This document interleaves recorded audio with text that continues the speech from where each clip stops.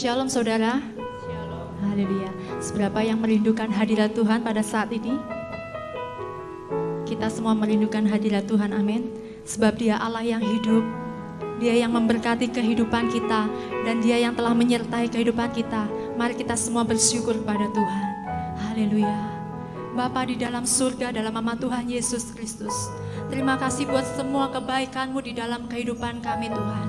Kami percaya Bapa bahwa penyertaan-Mu lah yang sempurna di dalam kehidupan kami, sehingga pada saat kami dapat datang kepadamu Tuhan untuk memuji dan meninggikan nama-Mu Tuhan, mendengarkan firman-Mu Tuhan. Biarlah hati kami Tuhan Yesus tertuju kepadamu Tuhan. Kami mau lupakan segala sesuatu yang membebani hidup kami, dan kami mau tertuju kepadamu Tuhan. Dan biarlah nama-Mu yang dimuliakan dan ditinggikan.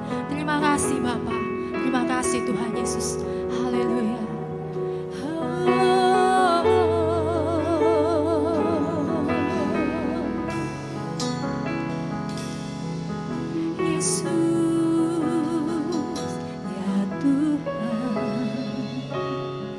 Kami perlukan, kami mau tinggikan, ya Tuhan, ya Tuhan. Ku rindukan hadirat-Mu, memenuhi hatiku. Rohku sujud menyembah-Mu, ya Tuhan, ya Tuhan. Ku rindukan hadirat-Mu, memenuhi hatiku. Rohku sujud menyembah-Mu. Biar awan kemuliaan-Mu turunlah memenuhi bait suci-Mu. Curahkanlah Roh Kudus-Mu, memenuhi hatiku. Mari semuanya bangkit berdiri. Ya Tuhan, ku rindukan hadirat-Mu, memenuhi hatiku. Rohku sujud menyembah-Mu, ya Tuhan, ya Tuhan.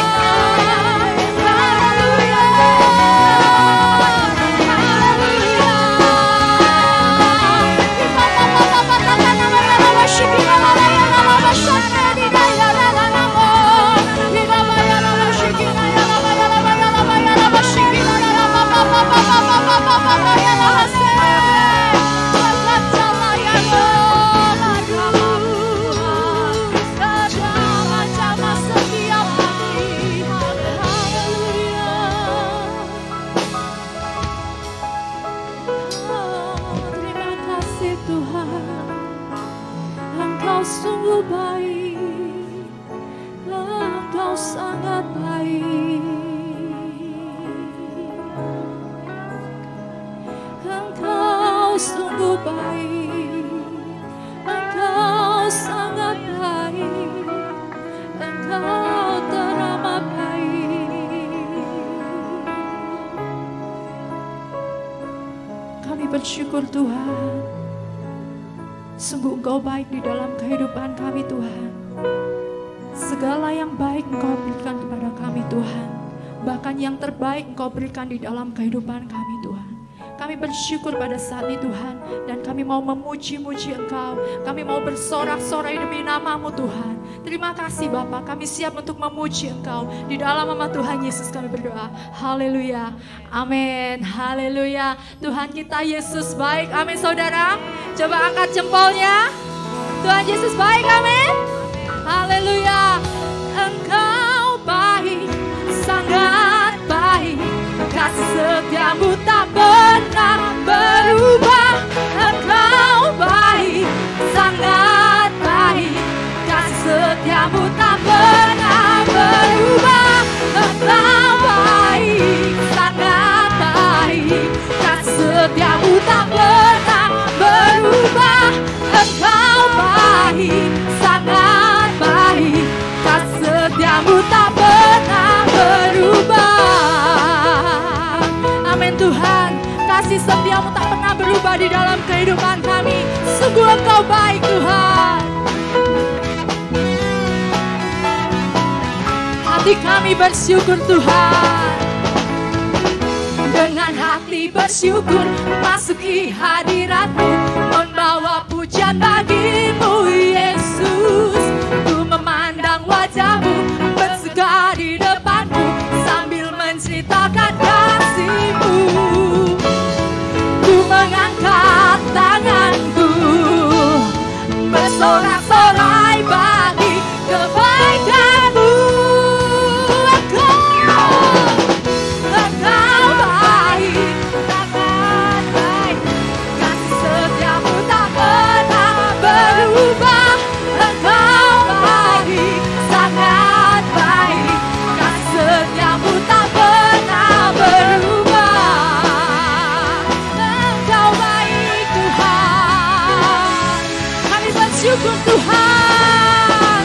Dengan hati bersyukur masuki hadirat-Mu, membawa pujian bagi-Mu Yesus.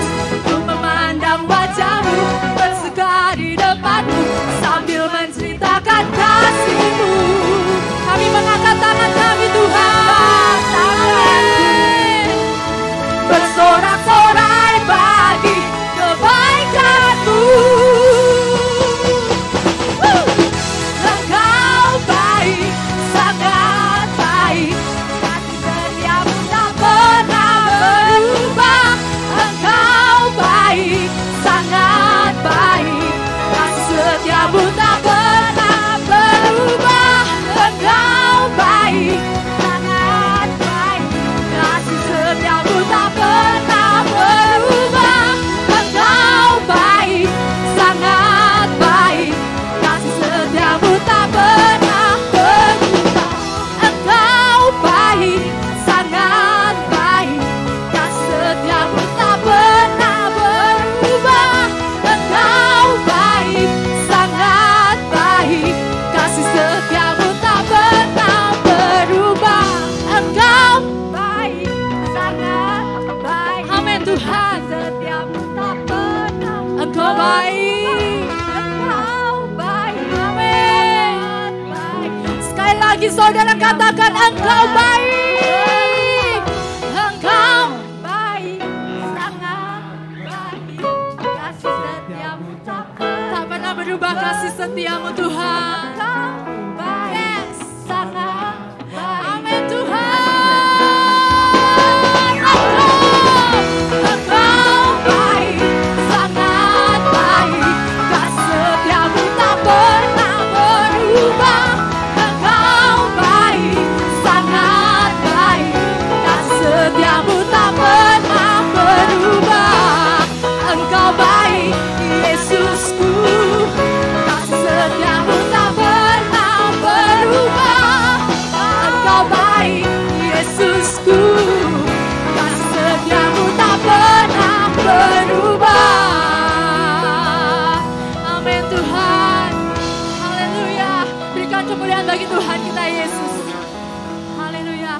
Tiada pernah terukur kasih setiamu Tuhan. Hati kami bersyukur Tuhan. Haleluya. Semuanya bergoyang untuk Tuhan.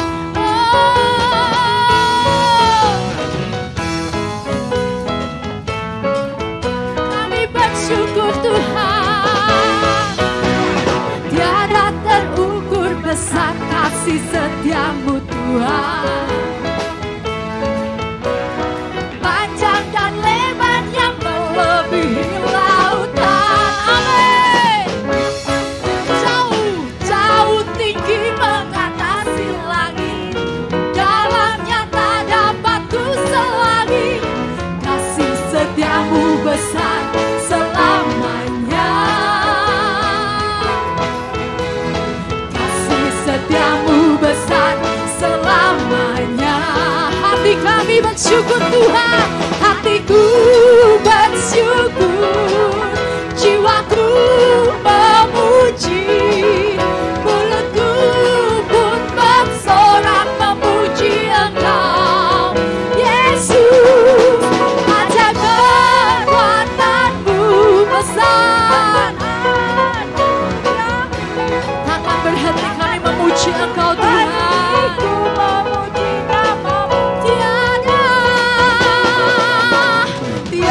Terukur besar kasih setiamu Tuhan. Amin.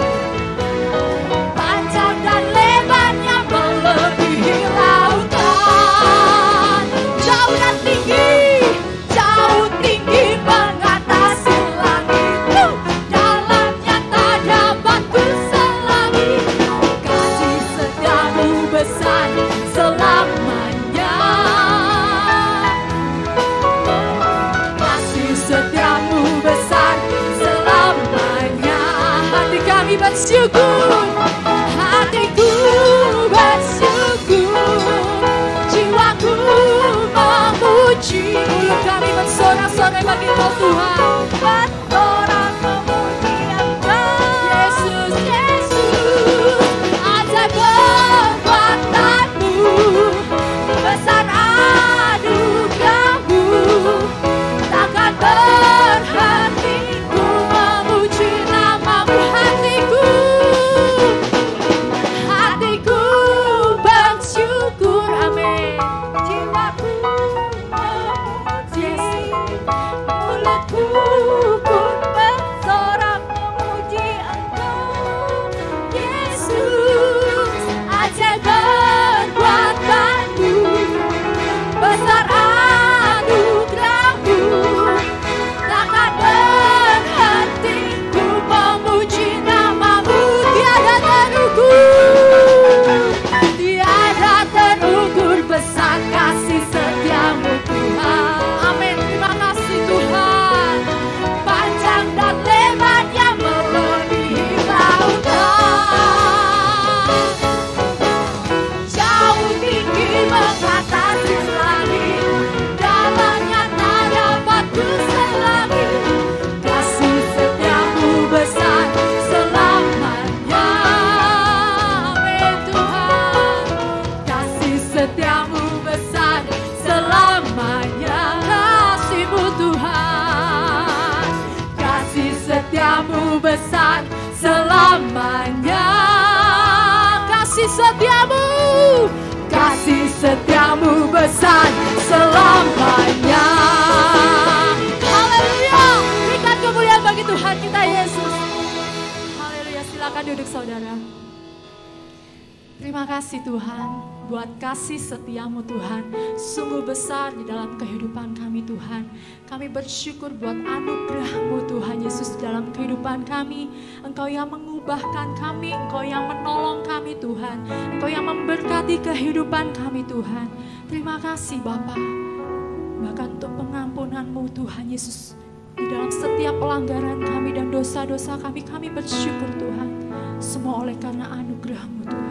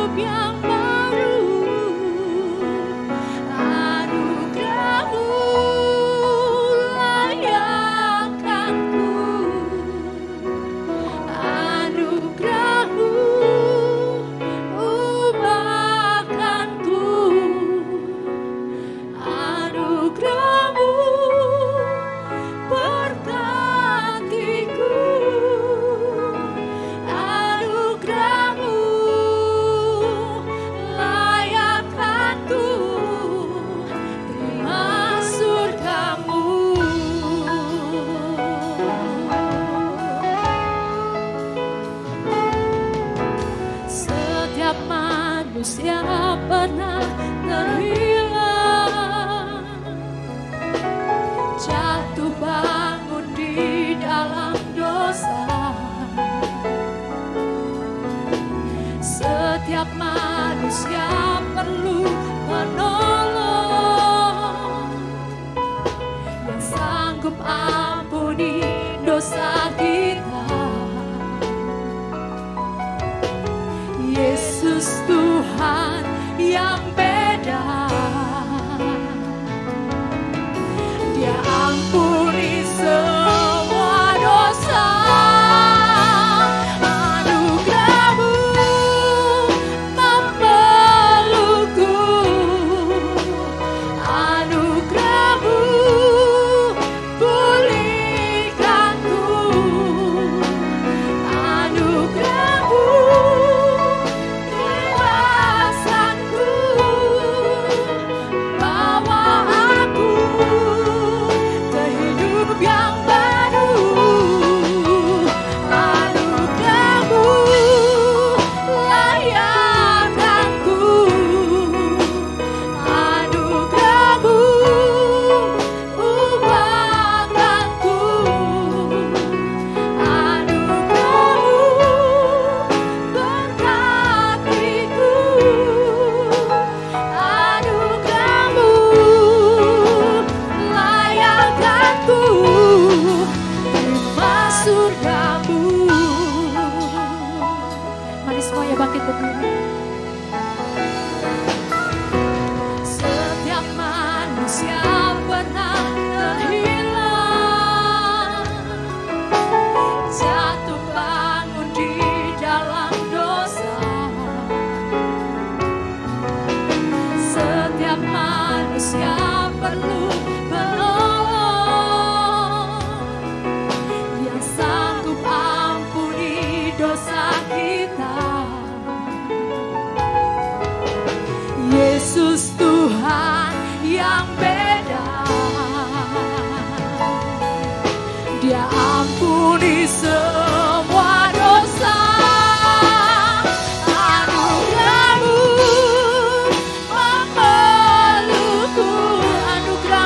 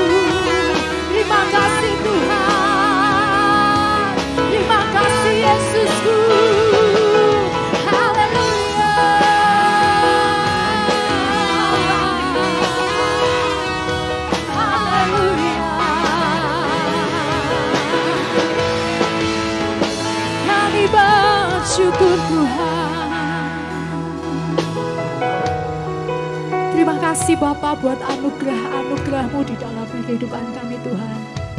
Sungguh luar biasa Tuhan Yesus. Kau alirkan sukacita, Kau alirkan kedamaian, Kau alirkan kesejahteraan di dalam kehidupan kami Tuhan. Sehingga kami tidak takut lagi akan apapun juga Tuhan, sebab Engkau beserta dengan kami. Terima kasih Bapa untuk anugerah-Mu yang melayakkan kami Tuhan, untuk menerima surga-Mu. Biarlah kami tetap setia di dalam Engkau Tuhan. Terima kasih Bapa, dan biarlah firman-Mu pada hari ini Tuhan Yesus. Oh Tuhan, Engkau memberkati hamba-Mu yang kami nyampaikannya Tuhan. Penuhi dia dengan Roh-Mu Tuhan, sehingga Tuhan Yesus apa yang dia sampaikan Tuhan menjadi berkat bagi kami semua dan memberikan kekuatan di dalam kehidupan kami. Terima kasih Bapa, kami siap untuk mendengarkan firman-Mu. Di dalam nama Tuhan Yesus kami berdoa. Haleluya. Amin. Puji Tuhan, salam Bapak Ibu sekalian yang diberkati oleh Tuhan. Coba lambaikan tangan semua. Semuanya sehat-sehat. Semua orang yang diberkati oleh Tuhan. Semua yang hadir pada pagi ini adalah orang yang terus menikmati kebaikan, anugerah Tuhan. Dari hari ke hari kita bisa melewati bersama Dia. Puji Tuhan, Bapak Ibu sekalian, pada hari Minggu yang lalu kita sudah mengikuti ibadah KKR yang dilayani oleh Bapak Pendeta Dr. Samuel Sianto, ya.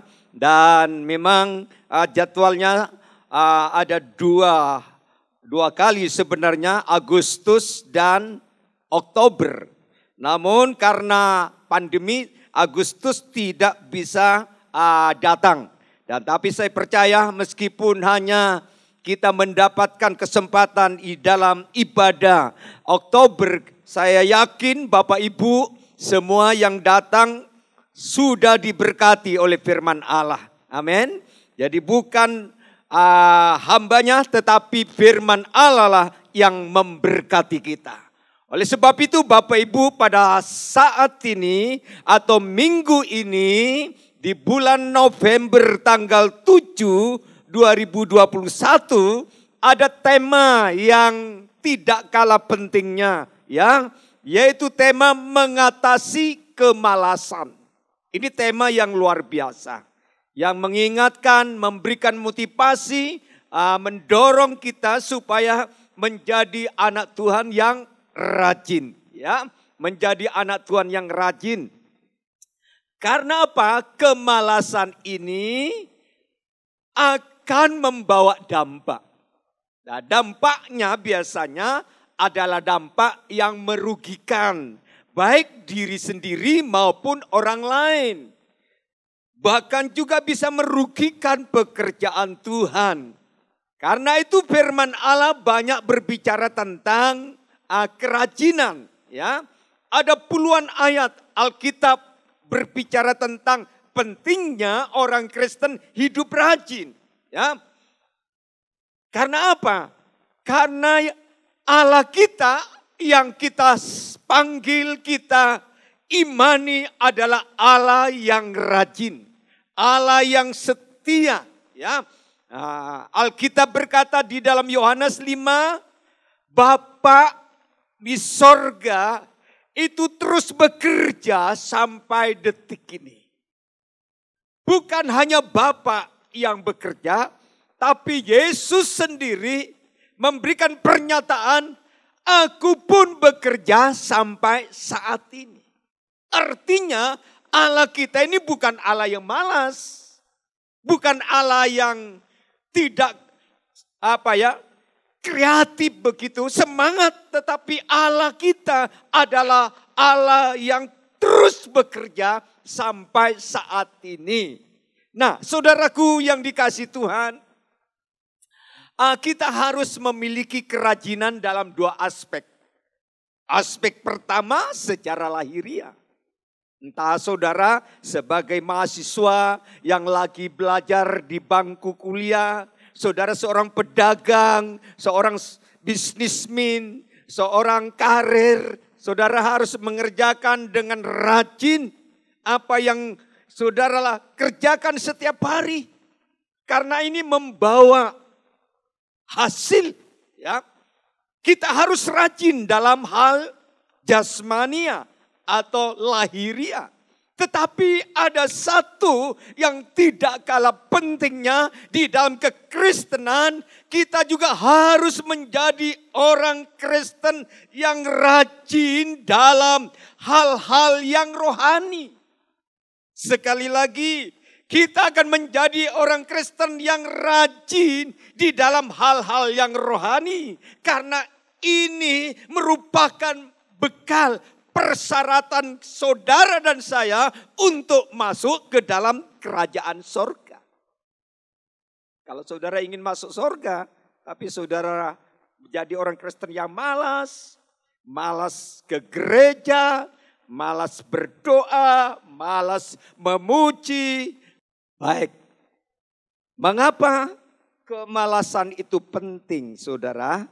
Ya, kenapa kemalasan penting? Karena kerajinan itu penting karena kemalasan itu dilarang oleh firman.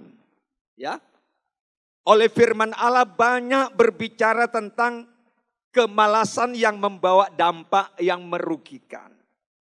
Bahkan firman Allah baca Alkitab di dalam Amsal itu banyak berbicara tentang kerajinan.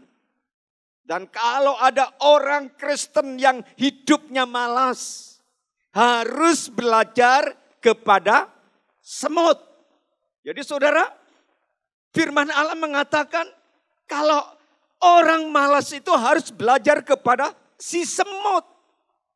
Bagaimana semut itu ya punya karakter sifat rajin sebelum musim hujan. Sebelum turun banjir, semut itu tidak pernah menyerah. Tiap hari dia bekerja keras untuk mencari remah-remah roti, ya, untuk diangkut, ya, dibawa masuk ke liangnya, untuk dijadikan persiapan menghadapi masa-masa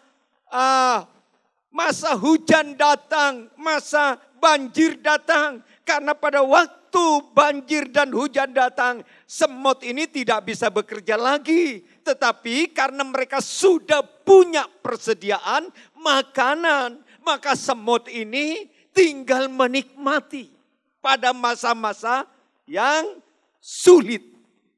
Dan demikian juga saudara dan saya, kita harus menjadi orang Kristen yang rajin, ya, rajin. Dan Alkitab berkata bahwa orang yang malas itu dikatakan oleh Tuhan Yesus. Yang pertama, orang yang malas itu adalah orang yang jahat. Saudara sudah dengar khotbah 2 minggu yang lalu apa yang saya sampaikan dari 3 kelompok orang yang mendapatkan kepercayaan, diberikan talenta. Ya, dari 1, 2 itu mendapat pujian, dapat sanjungan dari Tuhan. Tetapi orang yang ketiga yang dikasih 1 talenta, dia malas saudara. Jadi talenta itu dikubur sampai sang Tuan datang tetap 1. Maka marahlah sang Tuan, ya, minta pertanggungan jawab kepada hamba ini. Dan apa yang diucapkan oleh sang Tuan, kamu nih hamba yang malas. Pertama, malas. Jadi orang yang malas itu mendapat perhatian dari Tuhan sendiri. Jadi Tuhan tahu ini malas. Ini orang Kristen malas mencari hal-hal yang rohani. Ini orang Kristen malas untuk mencari nafkah. Itu diperhatikan Tuhan. Dan yang lebih lagi dikatakan, kamu ini bukan hanya malas, tapi kamu hamba yang jahat. Jadi orang jahat itu bukan hanya orang merampok, bukan hanya mencuri, bukan berjudi saja, bukan hanya membunuh orang, tetapi orang malas itu dikategorikan adalah orang yang jahat. Jadi kalau saudara mendapatkan penilaian dari Tuhan menjadi Oh, anak Tuhan yang baik. Jadilah anak Tuhan yang rajin. Amin. Jadilah orang Kristen yang bersemangat. Puji Tuhan. Bahkan di dalam Alkitab pasal 25 itu bukan hanya jahat, bukan hanya malas, tetapi sang majikan bilang, ikat itu orang. Lemparkan ke dalam dapur api. Di sanalah mereka akan mengalami gertak gigi. Oh, jadi ini serius saudara. Bukan hanya jahat, tapi tempat tinggal orang malas itu di neraka saudara. Nah karena itu pada saat ini bagaimana kita untuk mengatasi kemalasan-kemalasan baik secara lahiriah maupun secara rohani. Kita baca di dalam kitab Amsal Sulaiman pasal 11. Ini ayat 24 sampai 25 dilihat dari satu sisi ya. Sisi karena firman Allah itu tidak hanya satu sisi. Bisa dilihat dari bermacam-macam sisi ya. Di dalam ayat 24 berkata begini. Ada yang menyebar harta tetapi bertambah kaya. Ada yang menghemat secara luar biasa namun selalu berkekurangan. Siapa banyak memberi berkat, diberi kelimpahan. Siapa memberi minum, ia sendiri akan diberi minum. Ini ayat ini sebenarnya konteksnya bicara tentang memberi. Ya, orang yang murah hati, orang yang suka empati gitu, orang yang suka menabur, ya. Baik itu materi, baik kebaikan, baik tenaga, pikiran dan sebagainya. Tetapi ayat-ayat ini juga bisa diterapkan di dalam kehidupan kita setiap hari sebagai orang yang masih hidup. Harus berkarya, berjuang, kuliah, sekolah. Ya. Saya ingat saudara, di gereja ini ada beberapa yang jadi dokter saudara. Cuma sayang setelah mereka jadi dokter tidak ditugaskan di Roko Jampi. Andai kata tugasnya di Roko Jampi, ini ada keuntungan. Seandainya ada anak-anak Tuhan yang sakit, ya bisa dikontrol, dikasih obat, bisa disuntik mungkin tidak terlalu mahal lah, ya gratis atau kalau bisa ya. Saya punya teman, istri saya punya teman yang jadi dokter saudara, dia ditugaskan di daerah Maron sana, karena ini anak Tuhan, jadi tugasnya di puskesmas di desa. Jadi orang-orang desa, mereka kalau sakit tidak punya uang, tapi mereka bawa imbalan jasa. Ada yang bawa pisang sak tondon itu dipikul saudara, karena sudah sembuh. Ada yang bawa kambing saudara, ada yang bawa ayam, ada yang bawa hasil-hasil pertanian. Ya diterima aja. Dan mereka merasa bangga. Oh iya, ini dokter Kristen. Apik. Walaupun kita tidak kasih uang, masih bisa dilayani, ditangani dengan baik. Sehingga orang ini jadi berkat di desa sana. Dan luar biasa saudara. Dokter ini tidak jadi miskin. Malah diberkati. Sekarang sudah punya rumah sakit saudara. Sudah punya klinik. Padahal dia nangani orang-orang di desa sana terpencil. Ya, untuk dapatkan uang itu sulit. Tapi nyatanya orang yang suka menabur banyak, menuai banyak. Menabur sedikit, menuai sedikit. Kalau saudara menjadi orang yang hidupmu diperkenan oleh Tuhan, ingin hidup sukses dalam studimu, sukses dalam karirmu, sukses dalam membangun rumah tanggamu, sukses dalam pelayananmu, sukses di dalam kehidupan pribadimu dengan Tuhan, jadilah anak Tuhan yang rajin. Jangan jadi pemalas. Apalagi hal-hal yang rohani. Ini penting sekali ya. Nah, saudara-saudara, untuk mengatasi kemalasan inilah kita belajar dari kitab Amsal Sulaiman pasalnya yang ke-11 tadi ya. Ada 3 langkah yang harus saudara lakukan untuk menjadi orang Kristen yang rajin ya, untuk mengatasi kemalasan. Ya, karena hari-hari ini banyak orang Kristen ya alasannya hanya satu, takut corona, takut virus. Datang ke gereja takut COVID. Seolah-olah gereja ini gudangnya COVID. Itu alasan yang sudah tidak asing lagi sekarang. Karena dasarnya malas. Dasar imannya itu lemah. Tapi kalau imannya itu kuat. Kasihnya kepada Tuhan itu kuat. Semangatnya di dalam beribadah itu terus berapi-api. Saya yakin saudara datang ke gereja bukan kena COVID. Saudara datang ke gereja justru diberkati oleh Tuhan. Jasmani maupun rohani. Nah, untuk itu kita mengatasi kemalasan. Ada langkah yang pertama, kita harus bekerja dengan bersyukur. Jadi apapun yang saudara kerjakan, entah itu pekerjaan kecil, besar, ringan atau berat, kita harus bekerja dengan bersyukur sama Tuhan.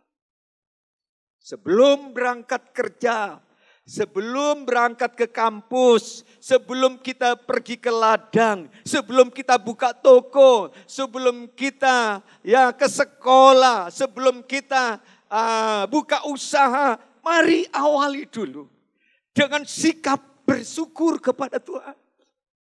Syukurin dulu hari yang baru ini. Paling tidak kita bersyukur, oh Tuhan, Kau sudah jaga aku sepanjang malam. Kau sudah lindungi aku sudah istirahat. Aku bersyukur kepadamu. Dan hari yang baru ini aku mau berangkat kerja.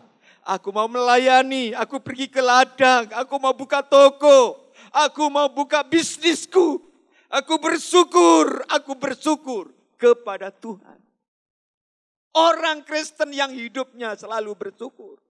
Itu justru orang yang diperhatikan oleh Allah. Orang yang disayangi oleh Tuhan. Orang yang dibanggakan oleh Tuhan. Karena tahu bersyukur. Sehingga seperti Paulus katakan, mengucap syukurlah senantiasa di dalam Tuhan. Termasuk apapun kondisimu, keadaanmu, kita bersyukur. Syukuri aja. Sebab kalau kerjaannya kecil tapi didasari dengan ngomel, marah, menggerutu, pekerjaan yang ringan jadi berat. Ya. Pekerjaan yang tidak sulit jadi sulit. Kalau kita tidak dasari dengan syukur. Apalagi kalau kerja sambil marah-marah. Marah, nyalakan orang lain terus hilang. Hilang berkat sukacita. Ya. Hilang kekuatan, hilang imun yang seharusnya kuat untuk mengerjakan di hari yang baru. Tapi karena sudah marah dulu, jengkel dulu. Akhirnya apa? Hasil dari kerjaan kita tidak maksimal.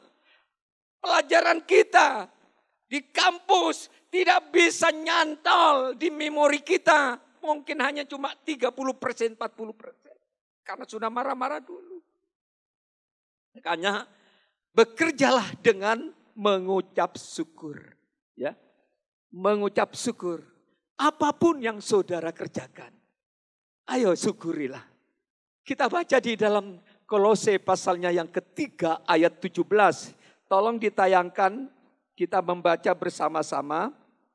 Kolose pasalnya yang ketiga ayatnya yang ke-17 berkata demikian.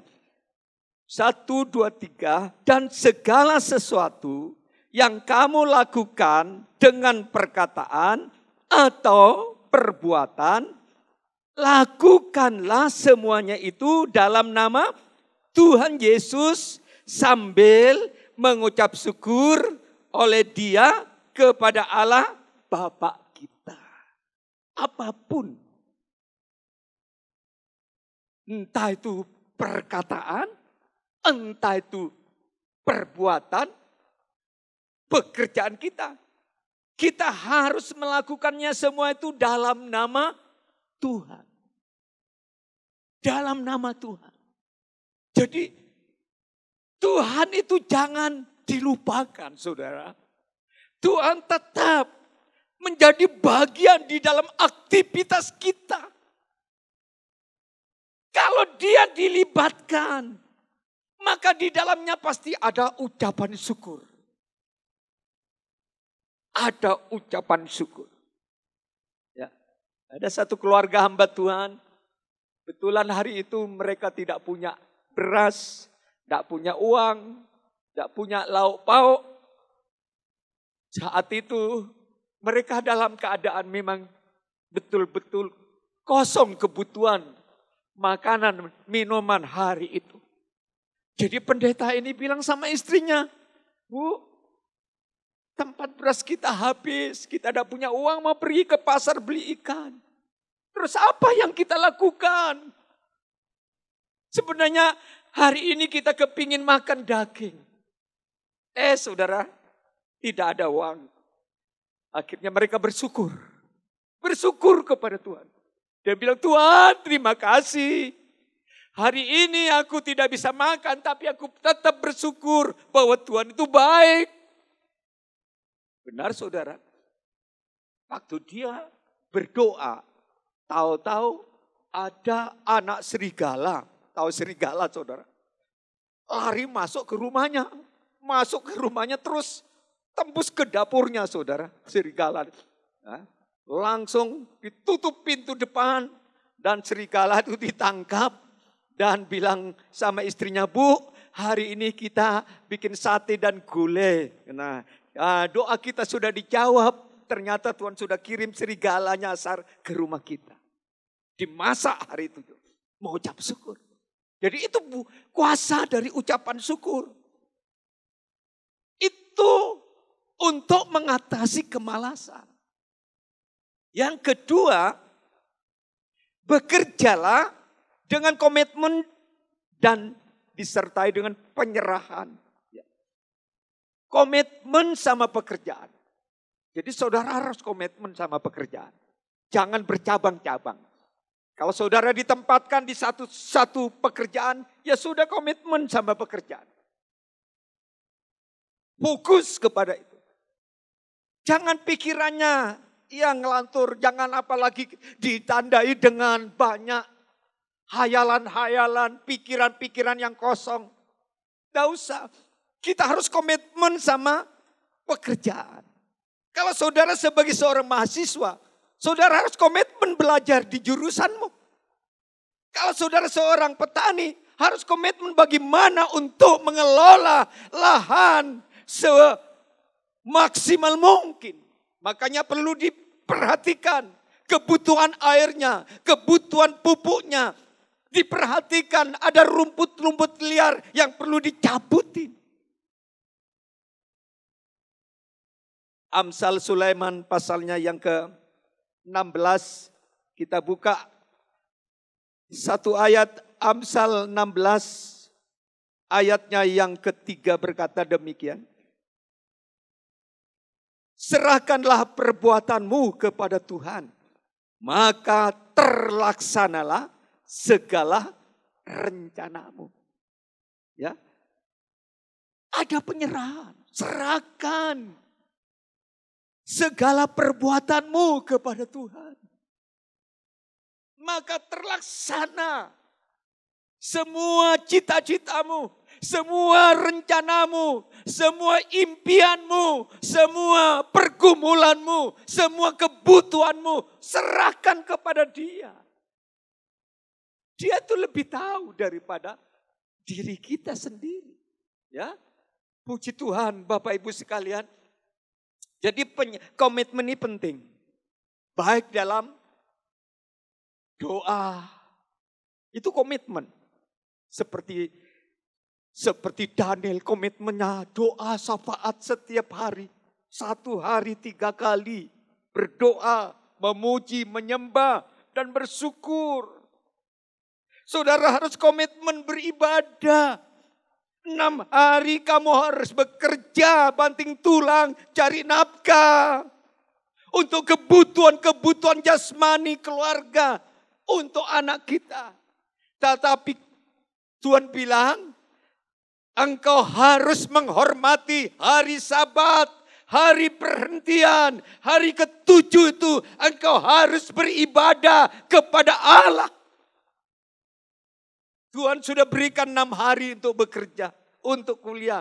Tapi jangan hari ke-7 digunakan untuk hal-hal yang lain. Bukan berarti saudara tidak boleh bekerja pada hari Minggu. Boleh-boleh saja. Tapi jangan sampai jatah waktumu untuk beribadah kepada Tuhan itu diambil. Itu bicara tentang komitmen saudara. Saya sudah katakan kepada saudara beberapa minggu yang lalu. Saya punya adik itu kerjanya biasa. Setiap kali dia mau keluar kota. Setiap kali dia mengurus pekerjaannya di Surabaya, dia berangkatnya hari Senin. Senin dia berangkat. Tapi terakhir Sabtu itu sudah harus di rumah. Karena hari Minggu dia tugasnya jemput jemaat pagi dan sore. Dia punya mobil sendiri untuk jemput jemaat. Ibadah tengah minggu, kalau dia tidak pergi ke luar kota, dia jemput. Kebaktian kaum bapak-bapak, kaum ibu-ibu dijemput. Dan dia lakukan semua dengan komitmen sudah 25 tahun. Dari kecil. Tokonya hanya 3x3. Toko sepeda 3x3 itu kecil saudara. Tapi toko yang kecil ini, karena ada Tuhan. Ada anak Tuhan yang selalu komitmen kepada Allah. Maka tokonya memang kecil, tapi berkatnya besar. Dan saya berdoa, Bapak Ibu yang datang pada saat ini, atau jemaat yang dengar firman lewat YouTube. Kau mungkin kecil di mata dunia. Engkau mungkin miskin. Tapi kalau engkau komitmen kepada Tuhan, kau akan diberkati oleh Allah. Amin. Berkat jasmani, kebahagiaan, kesehatan. Perlu ada komitmen saudara. Kalau komitmen harus menyerah. Ya, menyerah. Ya, menyerah itu artinya melibatkan Tuhan. Ya. Kalau sudah menyerah, melibatkan Tuhan dalam segala hal. Contoh di dalam Lukas 5. Bagaimana suatu hari salah satu murid-murid Tuhan sebelum dia jadi rasul. Mereka semuanya profesinya sebagai nelayan yang ulung, yang tangguh di Danau Galilea. Tapi hari itu Petrus dan kawan-kawannya, dia nangkap ikan dari malam sampai pagi. Di Alkitab katakan tidak seekor pun ikan yang mereka peroleh. Gagal total. Usahanya gagal, tubuhnya capek, ngantuk lagi. Karena sepanjang malam tidak tidur. Tapi Tuhan tahu bahwa orang ini adalah orang yang gagal. Tuhan perlu menghampiri orang yang gagal. Supaya yang gagal ini dia ubah menjadi berhasil dan beruntung. Makanya Tuhan datang kepada Petrus. Aku pakai perahumu dulu. Aku pinjam perahumu dulu. Aku kepingin naik ke atas perahumu. Nah saudara, apa yang dilakukan oleh Yesus? Tuhan berkhotbah di dalam perahunya Petrus. Termasuk Petrus harus dengar firman. Apa yang diajarkan oleh Tuhan Yesus, dia dengarkan baik-baik. Setelah dia dengar akhir daripada khotbah Yesus, Tuhan bilang begini, lemparkanlah jalamu ke tempat yang lebih dalam. Terus Petrus dan kawan-kawannya berkata, Tuhan, sepanjang malam aku sudah kerja keras. Sepanjang malam aku sudah usaha. Tapi tidak seekor pun yang kudapatkan. Dengan kata lain, dengan bahasa yang sederhana, aku gagal hari ini. Aku tidak beruntung hari ini dalam bisnisku. Tapi karena Engkau yang memerintahkannya, aku mau melakukan. Benar saudara? Yang bertolak ke lebih dalam, jaringnya dilemparkan. Tidak terduga ternyata jaring Petrus itu diserbu dengan ikan-ikan yang besar-besar. Alkitab mencatat sampai 2 perahu, saudara. 2 perahu itu menampung ikan yang nyerang jalannya Petrus. Hampir-hampir perahunya itu tenggelam. Saudara bayangkan. Dalam relatif singkat, Tuhan bisa mengubah kegagalan, kecemasan, keletihan, berubah menjadi sukacita, menjadi beruntung. Ya, karena dia taat, menyerah. Menyerah itu artinya taati firman. Jangan dibantah firman, walaupun itu tidak masuk logika, tidak masuk rasio. Tapi taatilah firman Allah. Ada orang Kristen, aku tidak bayar perpuluhan, ya buktinya kaya. Bukan masalah kaya atau miskin. Mengembalikan perpuluhan itu adalah kewajiban. Kewajiban orang Kristen. Apa yang kita dapatkan selama 1 bulan, penghasilan kita ambil dulu 10%. Saudara jual rumah, hasil penjualan rumah berapa juta, berapa puluh juta, berapa ratus juta. Ambil dulu persepuluhannya dari penghasilan jual rumah, itu milik Tuhan. Jangan diambil.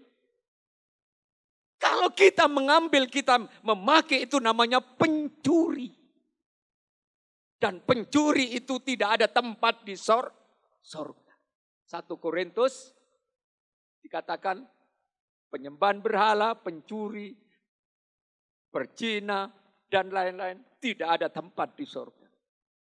Nah, Petrus taat. Karena sudah menyerah. Menyerah dan melibatkan Tuhan dalam bisnisnya. Sehingga meskipun dia pikir, wah ya kita pulang aja.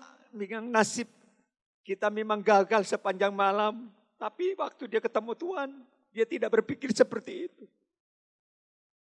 Dia belajar taat firman, dia mengutamakan firman dulu. Dia melakukan perintah firman, terjadi sebuah mukjizat. Itu yang kedua, untuk mengatasi kemalasan. Ya, kita harus komitmen dan sungguh-sungguh menyerah sama Tuhan. Yang ketiga, bekerjalah dengan excellent. Artinya, kita jangan bekerja asal-asalan, jangan belajar asal-asalan, jangan berbisnis asal-asalan, jangan melayani asal-asalan. Saudara harus melakukannya dengan excellent, yang terbaik. Amsal 22, kita baca ayatnya yang ke 29. Kita baca 29. Atau ayat yang terakhir ini ayatnya daripada pasal 22. Pernahkah engkau melihat orang yang cakap dalam pekerjaannya? Di hadapan raja-raja ia akan berdiri. Bukan di hadapan orang-orang yang hina. Orang yang rajin dan excellent. Itu hubungannya. Bukan orang-orang kecil-kecil. Orang yang gagal-gagal. Tetapi Tuhan orbit dia. Tuhan tempatkan levelnya dengan orang-orang pejabat, pengusaha, orang-orang bisnismen yang sukses. Karena excellent. Mengerjakan yang baik. Sehingga kesuksesan excellentnya itu yang mengangkat dirinya ke level yang lebih tinggi. Tapi kalau saudara kerjanya hanya ramal, hanya menghayal, hanya tiap malam hanya cuma nunggu mimpi. Ya, kalau zaman dulu 20-30 tahun yang lalu itu orang-orang yang selalu gila dengan namanya gila sama dengan nasiban. Yaitu zamannya apalah, loto atau apa ya. Ya toh, hampir setiap malam. Lu mimpi apa tadi? Oh, gua mimpi ini. Tanya lagi, lu mimpi apa? Oh, saya mimpi anjing. Terus kamu, oh mimpi kuda. Carilah gambar kuda, carilah gambar anjing. Mesti keluar di situ. Nah, itu bukan orang excellent itu. Ya. Kamu ingin sukses dalam studimu jadi juara 1. Iya. Nah, tapi kalau belajar, kalau ulangan nyontek. Gimana? Gak mungkin sukses. Karena nyontek terus. Hanya apalagi mentang-mentang punya pecis. Temannya yang pinter ditraktir bakso setiap hari. Supaya ada kerjasama gitu ya. Ya, excellent itu selalu bergantung kepada kemampuannya sendiri, kepada talentanya sendiri, kepada pikirannya sendiri, kepada kesanggupannya sendiri dan mengerjakan. Dalam Alkitab banyak orang yang hidupnya excellent. Daniel, Sadrak, Misak, Abednego, Yosua, ya, Daud. Itu orang-orang yang excellent dalam karir dan pekerjaannya. Dan ada lagi contoh yang tidak asing lagi. Orang yang kerjanya excellent. Yang bernama Yusuf. Coba kita baca di dalam Kejadian 39. Kalau saudara ingin masa depanmu sukses. Pekerjaanmu diberkati. Ayo kita baca di dalam Kejadian 39 ayatnya yang ketiga sampai 4. Kejadian 39 ayatnya yang ketiga dan 4. Ya, kita baca bersama-sama. 1, 2, 3. Setelah dilihat oleh tuannya bahwa Yusuf disertai Tuhan dan bahwa Tuhan membuat berhasil segala sesuatu yang dikerjakannya, maka Yusuf mendapat kasih tuannya dan ia boleh melayani dia. Kepada Yusuf diberikannya kuasa atas rumahnya dan segala milik yang diserahkannya pada kekuasaan Yusuf dan seterusnya. Padahal dia seorang budak, hamba, budak belian, orang asing lagi. Di keluarga Potifar dia jongos. Tapi karena Yusuf ini seorang pemuda yang sungguh-sungguh ingin mempunyai impian, ingin memiliki masa depan yang cemerlang, maka Yusuf tidak mau menyerah kepada cobaan, kesulitan, tantangan, kebencian, iri hati, kemarahan dari orang-orang yang ada di sekitar Yusuf, termasuk saudara kandungnya. Akhirnya Yusuf dijual sampai di Mesir jadi budak di keluarga Potifar. Dia tidak menangis sembari, kenapa Tuhan nasibku kok sejelek ini, seburuk ini. Bukankah aku bermimpi, mimpiku itu luar biasa baiknya, luar biasa indahnya. Tetapi kenapa realitaku Kenyataanku kok jadi budak. Tidak. Dia melakukan tugas-tugasnya di rumah keluarga Potifar dengan baik. Pertama dia rajin. Yang kedua dia jujur. Yang ketiga dia bertanggung jawab terhadap pekerjaan. Sehingga majikannya terharu. Majikannya tertarik. Majikannya memberikan kepercayaan kepada Yusuf. Mulai saat ini kamu kuangkat untuk menguasai seluruh kekayaanku. Menguasai bisnisku. Menguasai karirku. Menguasai pertanianku. Menguasai semua. Kecuali hanya satu yang tidak boleh kamu ganggu. Rumah tanggaku. Saudara, luar biasa. Tidak pernah ambisi, tidak pernah mengejar karir. Tidak pernah mengejar jabatan. Tapi karena excellent, jabatan itulah yang akan mengejar mereka. Kalau saudara kerjanya excellent, tidak usah cari jabatan, kedudukan. Pasti kedudukan itu akan mencari saudara. Pasti jabatan mencari saudara. Jadi jangan saudara ambisi, ya terlalu ambisi-ambisi yang akhirnya merusak diri sendiri, merusak orang lain, merusak iman, merusak rohani. Kerjakan aja apa yang menjadi bagian kita. Sambil melakukan, aku mengerjakan dengan sebaik mungkin. Seperti yang pernah dilakukan oleh Tuhan Yesus. Semasa 3,5 tahun, Yesus mengerjakan misi Bapaknya di dunia.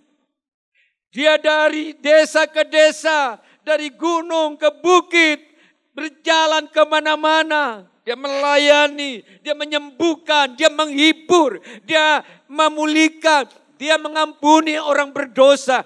Dia mengangkat orang yang seharusnya dihukum mati. Dia memberi makan, dia membebaskan, dia memulihkan, dia mengusir roh jahat. 3,5 tahun Yesus melakukan dengan excellent apa yang menjadi tugasnya yang Bapa berikan kepadanya. Sampai akhir hidup. Mati di atas kayu salib. Sehingga pada saat terakhir dia berkata, Bapa sudah selesai. Tugasnya Yesus sudah selesai. Tinggal saudara dan saya masih ada di dunia. Ayo, tugas saudara apa?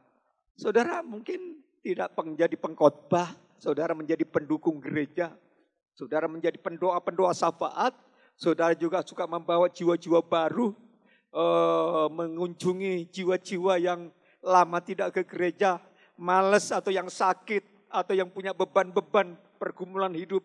Layani mereka. Kerjakan dengan excellent. Saya percaya kesetiaanmu, tanggung jawabmu, ketulusanmu itu diperhatikan oleh Tuhan yang ada di sorga.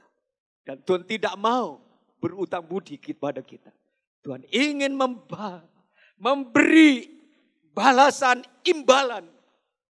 Sehingga Yusuf yang dihina, difitnah, dipenjara.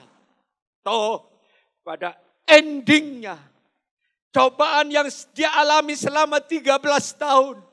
Endingnya Yusuf diorbit oleh Allah melalui keluarga istana Firaun untuk menjadi orang yang kedua di kerajaan Mesir. Siapanya anak? Karena dia excellent. Mari atasilah semua kemalasan-kemalasan, baik secara rohani maupun jasmani. Saya percaya nasib saudara seperti Yusuf diberkati oleh Tuhan. Amin. Mari kita nyanyi satu pujian sambil kita menyembah Dia. Haleluya.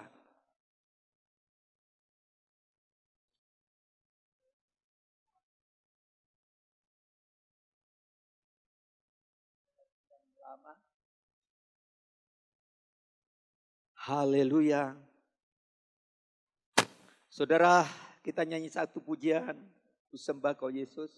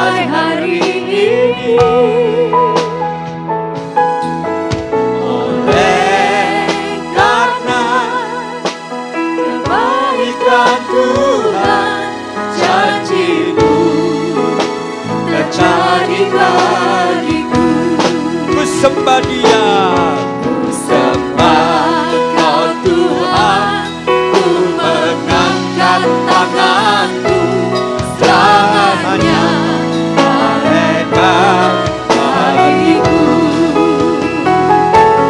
Ku sembah Kau Tuhan, ku mengangkat wajah-Mu selamanya, Kau hebat bagiku. Mari sama-sama berdiri. Oh, amin. Sembah Kau Tuhan, sembah Dia, mengangkat tanganku selamanya, Kau ajaib bagiku. Ku sembah Kau Tuhan, ku mengangkat wajah-Mu selamanya, Kau hebat bagiku. Selamanya Kau hebat, selamanya Kau hebat bagiku. Selamanya kita sembah Dia, selamanya Kau hebat bagiku.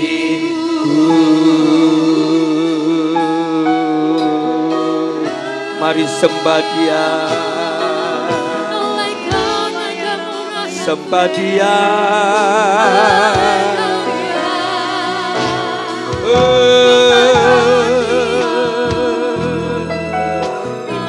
Ajaib nama-Mu,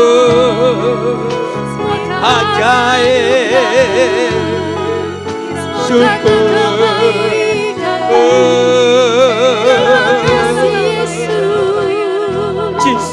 Terima kasih. Terima, haleluya.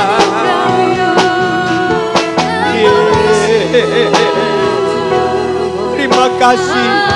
Mari bersyukur kepada-Nya, bersyukur kepada-Nya, bersyukur kepada-Nya.